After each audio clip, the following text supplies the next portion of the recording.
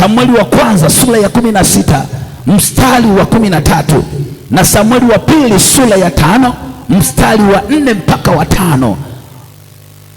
My God, kwa sababu ya muda utasoma kwa wakati wako. Mafuta haya utakapoyatumia, kuna watu wanakwenda kutoka kwenye hali ya kutokuheshimiwa na kusababisha heshima kwenye familia zao. Kuna watu watatoka kwenye hali ya kuwa wa kawaida. Mafuta haya yatabadilisha kabisa ule ukawaida, watakuwa wa kawaida tena. Kuna watu watatoka kwenye hali ya kuonekana watu wanyonge, ule unyonge hautakuwepo tena. Amen. Daudi alikuwa wa kawaida. Alipokutana na nabii Samueli, maisha yalibadilika. Yes. Kuna mtu leo umekutana na mimi, maisha yako yanabadilika. Yes. Familia yako inabadilika. Ndoa yako inabadilika. Uchumi wako unabadilika. Vitu vyako vinabadilika. Kama ulikuwa umefungwa unafunguliwa. Walikufanya mateka unawekwa huru. Kwa jina la Yesu Kristo na kwa upako wa mafuta hayo, hatima ya maisha yako inabadilika. Daudi alipopakwa mafuta katika nyumba ya Yese, kulikuwa kuna watu ambao walikuwa ni watu wakubwa ambao walikuwa wanamzidi Daudi, lakini kwa sababu ya yale mafuta yalibadilisha historia ya Daudi. Alibadilisha historia ya Daudi. Alipakwa mafuta, akuendelea kukaa nyumbani, alirudi tena porini, akaendelea kuchunga mifugo. Na wakati yuko porini, bado yale mafuta yakamsogeza. Kila alichokuwa anafanya porini kikamsogeza kumpeleka ikulu.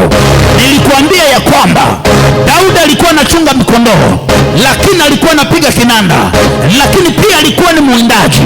Katika kuwinda alipambana na Mfilisti, akampiga, akapewa heshima. Katika kupiga kinanda Mungu alifanya muujiza.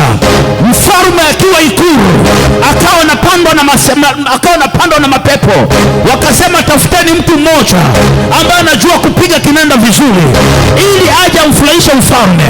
Daudi kutoka porini akaibukia ikulu ili apige kinanda.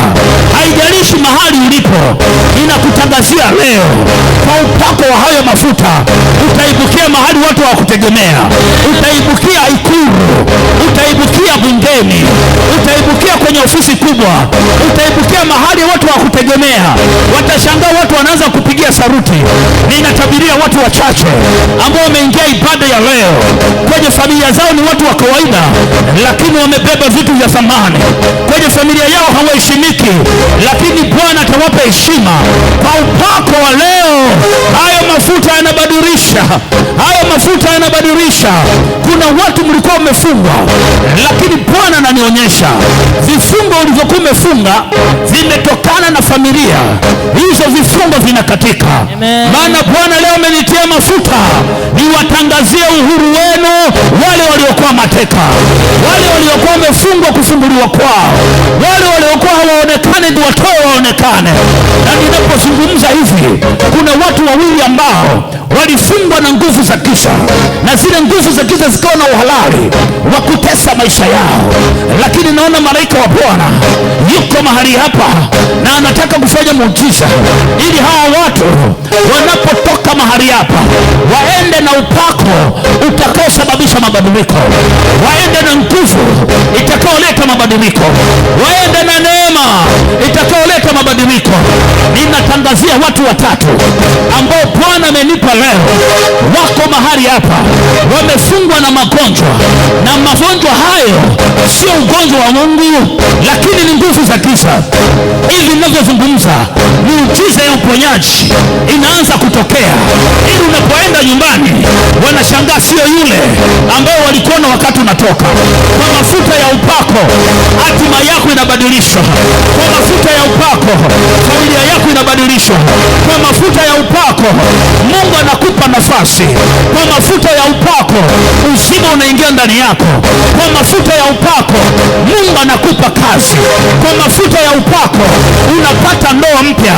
Kwa mafuta ya upako kazi yako inainuka. Kwa mafuta ya upako biashara yako inaanza kusonga.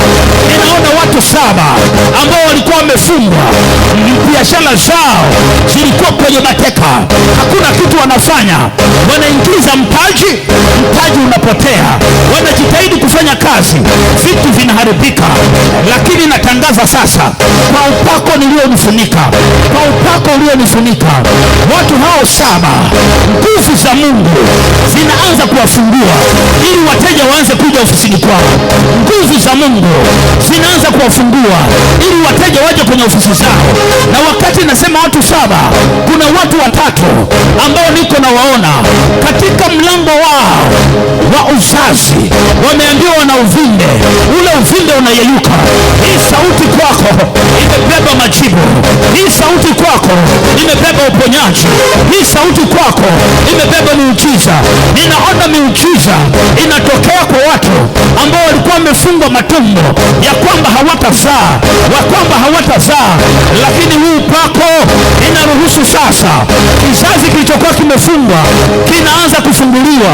Maana uzazi ni projekti ya Mungu ili kuojaza dunia. Nami natangaza, kuna waliofungwa ili wasizae, leo wanafunguliwa, leo wanafunguliwa, leo wanafunguliwa.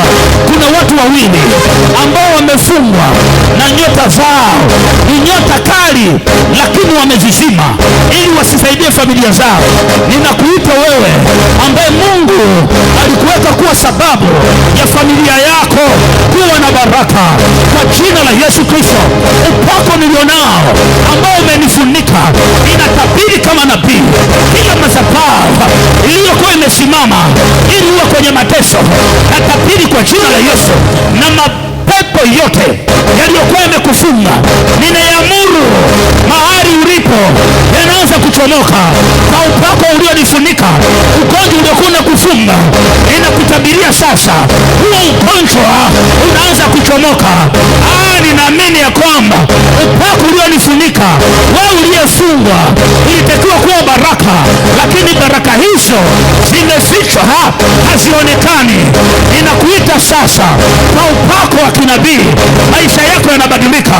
Kwa upako wa kinabii, familia yako yanabadilika.